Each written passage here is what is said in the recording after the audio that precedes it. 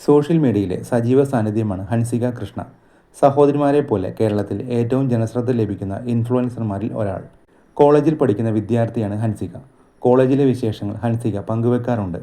കഴിഞ്ഞ കുറച്ച് നാളുകളായി ഹൻസികയുടെ കോളേജ് വ്ളോഗുകളിലെ മാറ്റങ്ങൾ ആരാധകർ ചൂണ്ടിക്കാണിക്കുന്നുണ്ട്. പഴയ സുഹൃത്തുക്കളെ ഒപ്പം കാണാറില്ല.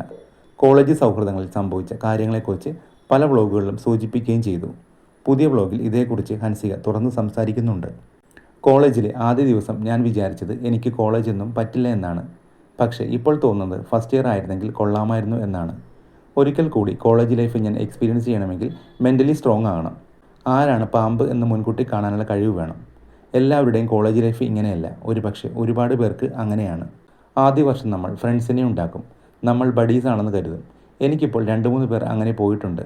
ബാക്കി എല്ലാവരുമായി സംസാരിക്കാറുണ്ട്. നല്ല കുറേ പിള്ളേരെ പരിചയപ്പെട്ടു. അല്ലാതെ എൻ്റെ ക്ലോസ് ഫ്രണ്ട്സ് ആയിരിക്കുമെന്ന് ഞാൻ കരുതിയവരുണ്ടായിരുന്നു. ഞാൻ അവരോട് വല്ലാതെ കരുണ കാണിച്ചെന്ന് തോന്നുന്നു. പക്ഷേ അവർ എന്നെ വേദനിപ്പിക്കുകയും ചതിക്കുകയും ചെയ്തു. 2-3 പിള്ളേർ എന്നെ വേദനിപ്പിച്ചിട്ടുണ്ട്. പെൺകുട്ടികളെന്ന നിലയിൽ നമ്മുടെ ജീവിതത്തിലെ പാമ്പുകൾ മിക്കപ്പോഴും പെൺകുട്ടികളായിരിക്കും. നിരാശപ്പെടുത്തുന്ന വേറെ 2-3 ഫ്രണ്ട്സൊക്കെ ഉണ്ടായിരുന്നു.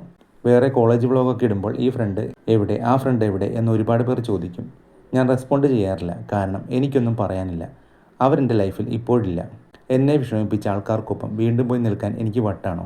എന്നെ വേദനിച്ചപ്പോൾ ഞാൻ തിരിച്ചറിഞ്ഞു. അവരെ ഒഴിവാക്കി. അവരെ സുഹൃത്തുക്കളെന്ന് പോലും പറയാൻ പറ്റില്ലെന്നും ഹൻസിക കൃഷ്ണ തുറന്നടിച്ചു. ഒരുപാട് പാഠങ്ങൾ ഞാൻ പഠിച്ചു. ഒരാളെ പെട്ടെന്ന് വിശ്വസിക്കരുതെന്ന് ഈ 2 വർഷത്തിനുള്ളിൽ ഞാൻ മനസ്സിലാക്കി. അടുത്തിടെ പരിചയപ്പെട്ട സുഹൃത്തിന് മുന്നിൽ നിങ്ങളുടെ മുഴുവൻ പേഴ്സണാലിറ്റിയും കാണിക്കരുത്. അവർ അവസാനമായിരിക്കും അവരുടെ സൈഡ് കാണിക്കുന്നത്. അങ്ങനെയായിരിക്കും അവർ പാമ്പായി മാറുന്നത്.